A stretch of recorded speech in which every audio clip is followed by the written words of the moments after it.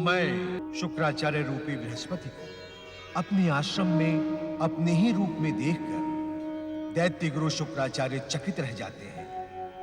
दैत्यों को शापित कर शुक्राचार्य स्वयं अपने आश्रम का त्याग कर देते हैं। नारद की जिज्ञासा का समाधान कर भोलेनाथ ध्यानस्थ हो जाते हैं। शुक्राचार्य का रूप धारण करने पर भी बृहस्पति को कोई सिद्धि प्राप्त न होने के कारण इंद्र उद्विग्न हो जाते हैं। कहाँ हो तुम? प्रिय शिष्य कहाँ हो तुम? देवगुरु बृहस्पति पुत्र कहाँ हो तुम? पुत्र को कच्छ कहाँ हो तुम? हे शिव शंकर, कहाँ है मेरा प्रिय शिष्य कच्छ? हे भोलेनाथ, इस दीनहीन शुक्राचार्य की सहायता करो। भोलेनाथ, कहाँ है मेरा प्रिय शिष्य कच्छ? भोलेनाथ,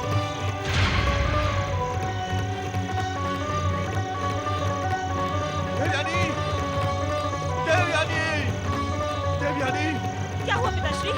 ये देखो कच्छ की कटी हुई भुजा। लगता है किसी ने इस पर घातक प्रहार किया है।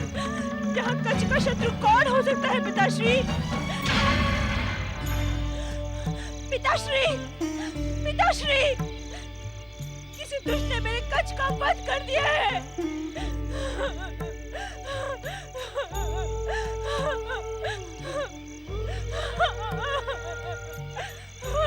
शांत हो जा पुत्री, शांत हो जा। किसी दुष्ट की दुष्टता शिव भक्तों के ऊपर नहीं चलती। मैं अभी मृत्यु संजीवनी सिद्धि का प्रयोग कर कच्छ को पुनर्जीवित करूंगा। मरा हुआ व्यक्ति कभी जीवित नहीं हो सकता पिताश्री, यह संभव है। कच्छ, इस प्रकार हाहाकार न कर पुत्री। शिव की सृष्टि में शिव भक्तों के लिए कुछ भी असंभव नहीं है। तो देख शिव की कृपा।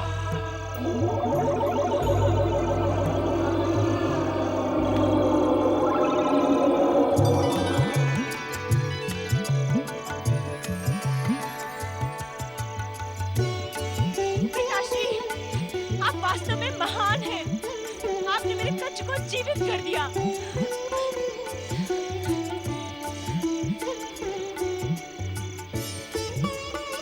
गुरुदेव, देवयानी, आप दोनों यहाँ क्या कर रहे हैं? देवगुरु पुत्र कच्छ, पहले तुम ये बताओ कि तुम पर प्राण घातक प्रहार किसने किया था? मुझ पर प्राण घातक प्रहार? नहीं, मुझ पर किसी ने प्राण घातक प्रहार नहीं किया। ऐसा हुआ होता तो मैं आपको जीवित कैसे मिलता? शिव जी की कृपा से, मृत संजीवनी सिद्धि के प्रयोग से पिताश्री ने तुम्हें पुनः जीवन दिया है। अवश्य ही किसी शत्रु ने तुम्हारा वध किया था। कच्छ, कौन है वो शत्रु? हमें निसंकोच बताओ। हम उस दुष्ट शत्रु को सदा सदा के लिए समाप्त कर देंगे। क्षमा गुरुदेव, मेरी स्मृति में ऐसा कुछ भी नहीं है। निश्चित ही पहला प्रहार पीछे से किया गया होगा, जिससे तुम्हारे प्राण पखेरु उड़ गए होंगे। इसीलिए तुम्हारी स्मृति में कुछ नहीं है। किंतु दुष्ट को उसकी दुष्टता का दंड मिलना आवश्यक है पिताश्रेष्ठ, अन्यथा उसका दुस्साहस और अधिक बढ़ जाएगा। तुम उसकी चिंता न करो पुत्री, शत्रु का पता हम लगाएंगे। चलो आश्रम चलते हैं। हमारी माता श्री चिंतित हो। चलो। ओम नमः शिवाय, ओम नमः शिवाय, ओम नमः शिवाय, ओम नमः शिवाय, ओम नमः शिवाय, ओम नमः शिवाय, ओम नमः शिवाय, ओम नमः शिवाय, ओम नमः शिवाय, ओम नमः शिवाय, ओम नमः शिवाय, ओम नमः शिवाय, ओम नमः शिवाय। त्रिलोकीनाथ भगवान भोलेनाथ की, कैलाशपति शिव शंकर की, चराचरपति भगवान भोलेनाथ की। भोलेनाथ, मैं देवगुरु बृहस्पति की एक प्रार्थना लेकर आपके चरणों में उपस्थित हुआ हूँ। भोलेनाथ, देवगुरु बृहस्पति अपने पुत्र कच्छ को लेकर अत्यधिक चिंतित हैं। उन्हें ऐसा आभास है कि असुर उनके पुत्र कच्छ को जीवित देखने की इच्छुक नहीं है। बृहस्पति का आभास सत्य पर आधारित है नारद। एक बार तो असुरों ने कच का वध कर भी दिया। अर्थात देवादिदेव चिंतित न हो नारद, हमसे प्राप्त मृत संजीवनी विद्या का प्रयोग कर शुक्राचार्य ने बृहस्पति के पुत्र कच को जीवित भी कर दिया है। नारायण नारायण। परंतु भोलेनाथ, कच का भविष्य?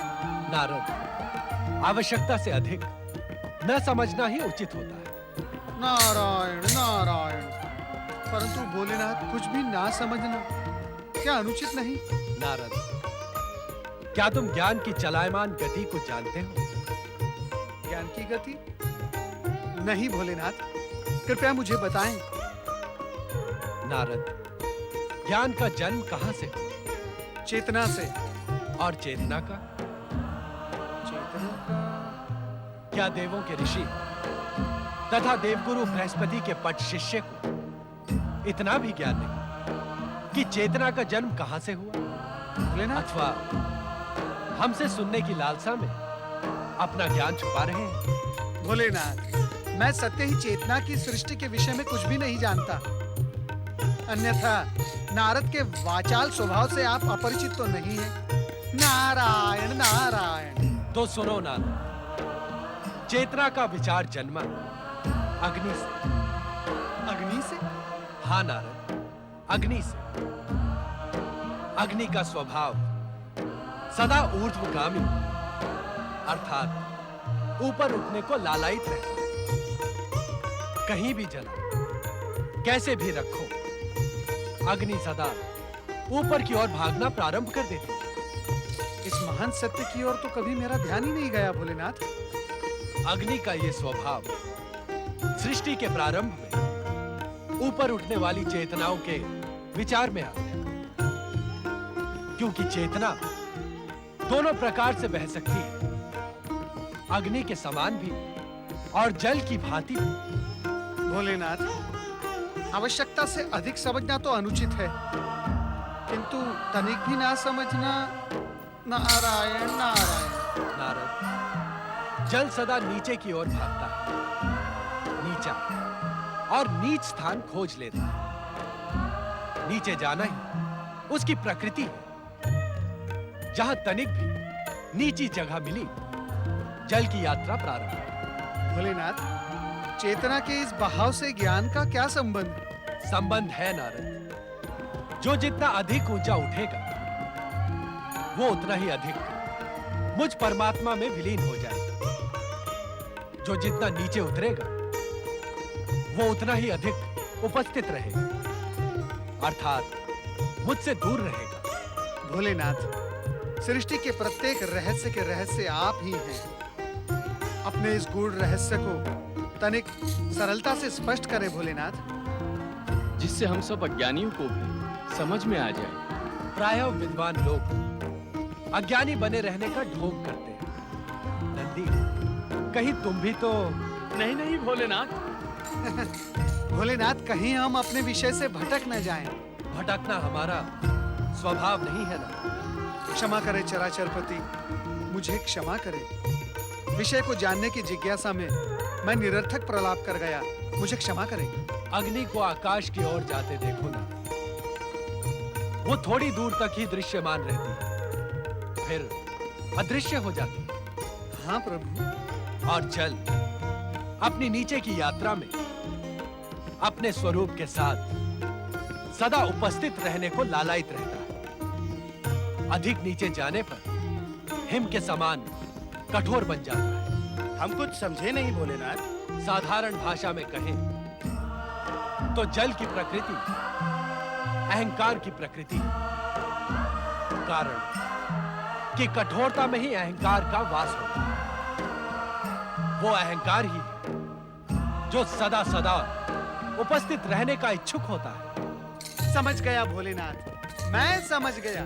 नारायण नारायण। तनिक हमें भी स्पष्ट करें देवर्षि। नंदी महाराज, अग्नि और ज्ञान का स्वभाव इस कारण से है कि वे दोनों ऊपर से उठकर सर्वोच्च सत्ता में विलीन होने के लिए आतुर रहते हैं। हे भोलेनाथ, इसमें कोई संदेह नहीं कि अधिकांश प्राणी जल की प्रकृति जैसा जीवन व्यतीत करते हैं। क्योंकि अग्नि जैसा जीवन व्यतीत करना कठिन है। क्यों प्रभु?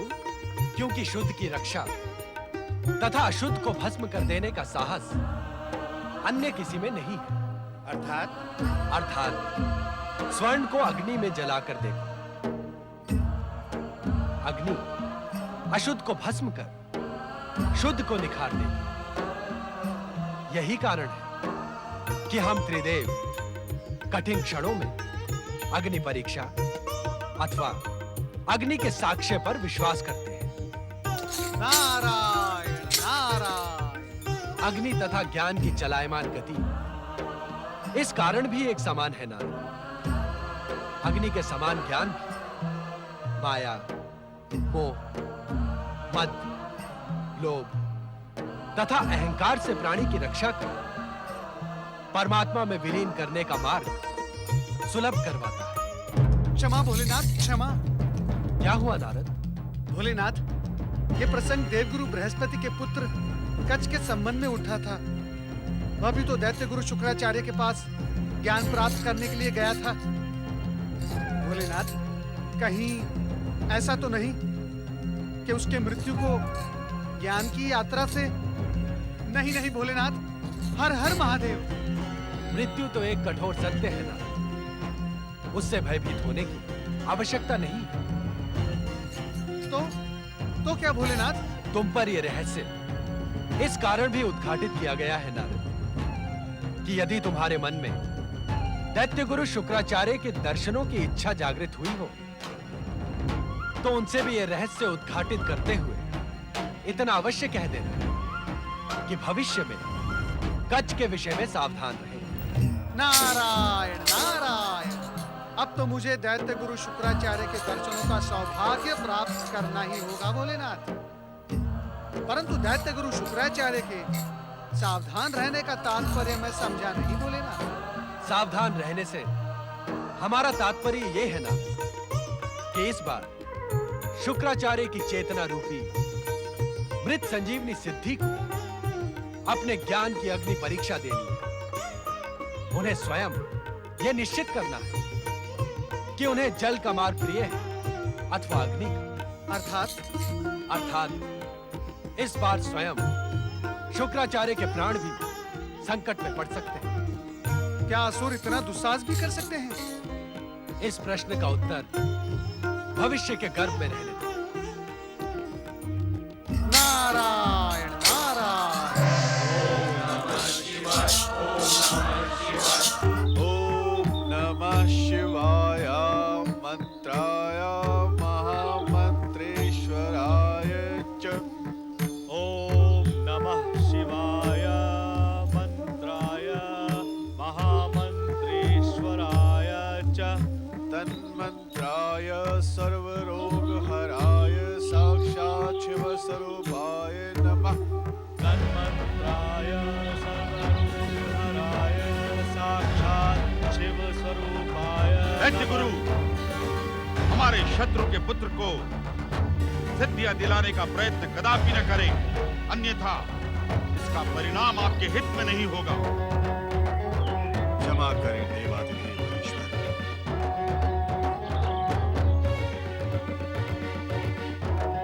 महासुर, तुम्हें हमारे हित अहित की चिंता करने की कोई आवश्यकता नहीं। दैत्य गुरु, आप इस दुष्ट को शीघ्र अतिशीघ्र यहां से भगा दें।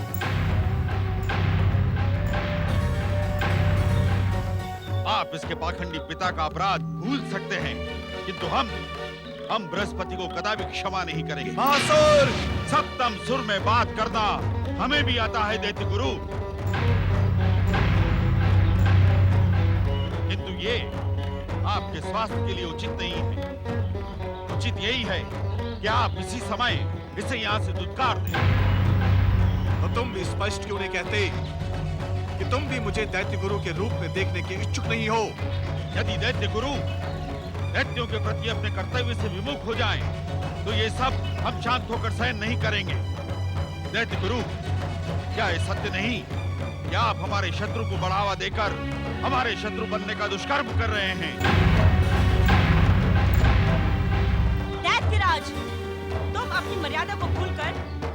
अपमान कर रहे हो जिन्होंने कठिन क्षणों में आपको जीवन प्रदान किया। उन्हीं कठिन क्षणों को याद कर हम अभी तक शांत थे देवयानी। अन्यथा क्या कर लोगे तुम महासुर? करने को तो मैं बहुत कुछ कर लूंगा दैत्य गुरु। अपने पर संयम रखो दैत्यराज, अन्यथा तुम्हारे दैत्य गुरु एक बार फिर ये स्थान छोड़कर चले जाएंगे। आप दोनों माँ पुत्री ने मिलकर हमारे दैत्य गुरु की बुद्धि को भ्रष्ट कर दिया है। वे अच्छा बुरा सब भूल गए हैं। हमारे ही विरुद्ध हमारे शत्रु के पुत्र को सिद्धियां प्रदान कर रहे हैं। कच्छ के प्रति तुम्हारा बैर भाव देखकर हमें ऐसा प्रतीत होता है कि तुमने ही इसकी हत्या का दुष्कर्म किया था। देवयानी, हम असुर हैं। अपने शत्रुओं को कभी क्षमा नहीं करते। और ये भी समझ लो कि देव और दानव आपस में कभी मिलकर नहीं रह सकते। ये कच्छ भी अपने पिता की भांति क्या पाखंड करने आया होगा। हमारे भोले भाले दैत्य गुरु को मूर्ख बनाने आया होगा। आश्चर्य, घोर आश्चर्य है मुझे कि दैत्य गुरु ने इसे पुनः जीवित क्यों किया। अब आपको अपने शिष्य के हत्यारों को खोजने की आवश्यकता नहीं पिताश्रेष्ठ, क्योंकि ये आपके सामने खड़े हैं। त्याग दें उन दुष्टों को जो आपको अपमानित करने पर तुले हैं।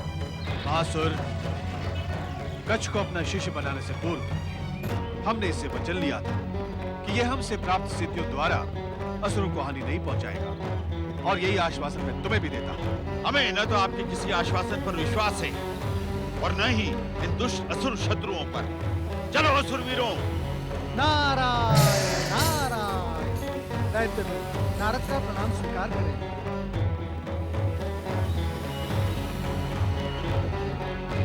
दैत्यराज, आप देख रहे हैं दैत्य गुरु का आश्रम हमारे दुष्ट शत्रुओं की गुप्तचरी का केंद्र बन गया है। इतनी स्वतंत्रता एवं स्वच्छंदता से मैंने दुष्ट दैत्य शत्रुओं को कभी हाथ नहीं देखा दैत्यराज।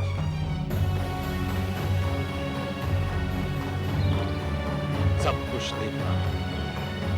अब इस दुष्ट दैत्य शत्रु की अंतिम व्यवस्था मुझे ही करनी पड़ेगी।